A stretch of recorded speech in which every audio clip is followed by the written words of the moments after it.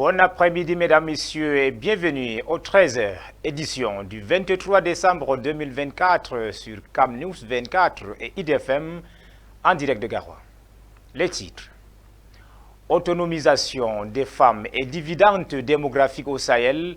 Le projet Suite offre 200 bicyclettes aux élèves à Lagdo. Objectif, améliorer les niveaux d'autonomisation des femmes et l'engagement envers l'éducation et le développement communautaire. Lutte contre la vie chère, la toute première édition du marché coopératif de la région du littoral est effective. C'est le parcours Bita de Douala qui a servi de cadre à la cérémonie d'ouverture. C'est tout pour les titres. Une fois de plus, mesdames, messieurs, bienvenue au 13h. À Lagdo, comme nous vous le disions à l'entame de ce journal, le projet Suite illumine l'avenir de jeunes en offrant plus de 200 bicyclettes aux élèves. Un geste emblématique d'engagement envers l'éducation et le développement communautaire. Boubacar Adama. Plus de 200 bicyclettes ont été offertes aux élèves des établissements d'enseignement secondaire de l'arrondissement de Lagdo.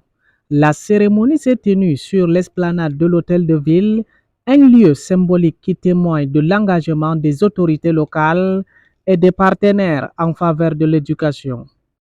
C'est M. Wani Valéry, troisième adjoint au maire, qui a eu l'honneur d'ouvrir cette cérémonie. Dans un discours empreint de gratitude et d'espoir, il a salué le projet Suite pour son choix éclairé d'investir dans le développement éducatif de Lagdo. Un parent d'élèves représentant les bénéficiaires a également pris la parole pour exprimer la reconnaissance collective envers cette action philanthropique. Oui, moi, c'est tout pour dire merci donc, au projet Suite. Vraiment, on ne s'attendait pas. Vraiment, nous disons aussi merci aux parents de les accompagner, comme M. le maire venait de dire ici. Nous disons merci au projet Suite. Alors, aidons nos enfants à entretenir ce vélo.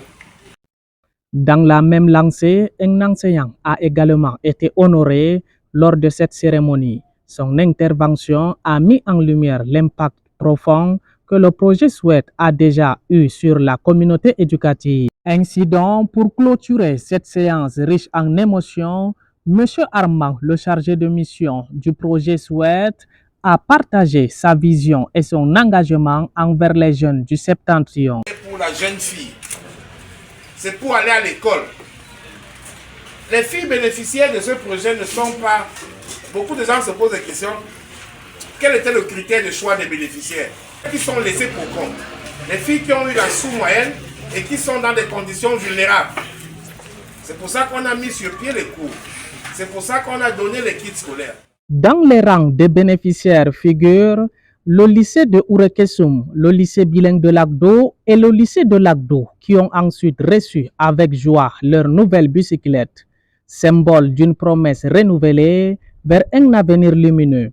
Grâce à des initiatives telles que celle-ci, le projet Suite continue d'insuffler espoir et dynamisme dans la communauté.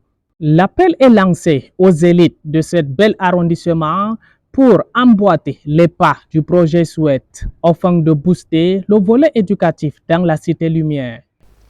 Après Lagdo, le projet Suite, toujours dans le cadre de ses missions régaliennes dans le Septentrion, vient de remettre des bicyclettes neuves aux jeunes filles de différents établissements de la commune de Garoua 3e. Cette œuvre charitable est un coup de pouce pour faciliter le trajet à ces derniers. Roméo Ben Yalam pour les détails. Dans une initiative saluée par tous, le projet Suite a offert un précieux cadeau à près de 200 lycéens des établissements de la commune de Garoua 3e. Il s'agit du lycée bilingue de Boclé, du lycée de Sanguéré-Paul et du lycée de Sanguérengal dans le nord Cameroun. Ces jeunes filles, souvent confrontées à des difficultés de transport, ont reçu chacune un vélo, leur permettant ainsi de se rendre plus facilement en cours. On a besoin des femmes bien éduquées, on a besoin des femmes en bonne santé pour pouvoir impulser le développement à la base. Et c'est ce que le Suède fait.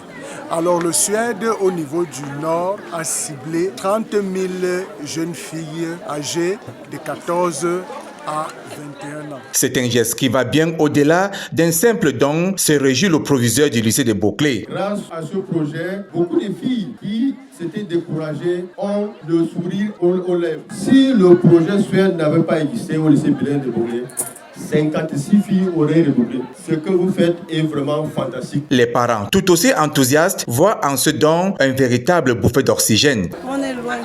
Sanguéré, Boclé, c'est un peu loin. Vraiment, je remercie Projet SUED qui nous a vraiment renforcé cette année. Nous sommes des parents pauvres. À quel âge nous sommes maintenant? Si on a des enfants aujourd'hui, qui font l'école? Nous sommes très contents de ça. Et pour elles, ces jeunes filles, c'est un coup de pédale pour leur éducation. Je suis fière de ce que vous nous avez donné aujourd'hui. Je vous remercie.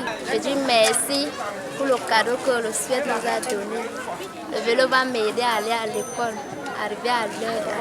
Je vous remercie pour le volet que vous avez nous donné. Au-delà d'un simple geste, cette initiative souligne la volonté du gouvernement et l'UNFPA de promouvoir l'éducation des filles dans une région où les inégalités sont encore fortes. En facilitant l'accès à l'école, le projet SUED contribue non seulement à améliorer les résultats scolaires, mais aussi à autonomiser ces jeunes filles et à leur offrir de nouvelles perspectives d'avenir.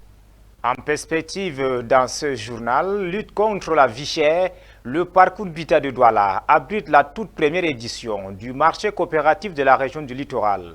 La cérémonie d'ouverture de cette première édition a été présidée par Achille Baslikin III, ministre des Petites et Moyennes Entreprises, de l'économie sociale et de l'artisanat.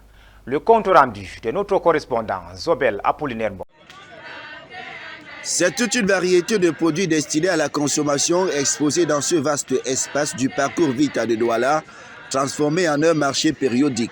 Ici est mis en exergue le savoir-faire des différents réseaux coopératifs des 4 départements que compte la région du littoral, à savoir le Mungo, l'Onkam, la Salaga maritime et le Vori. Nos femmes et nos jeunes filles fabriquent des savons, de javel.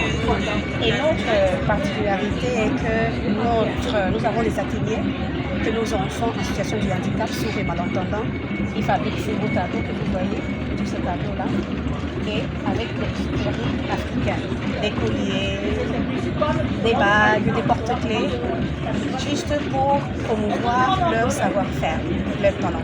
C'est aussi le lieu pour les populations de s'approvisionner en denrées alimentaires à moindre coût, surtout en cette veille des célébrations des fêtes de fin d'année.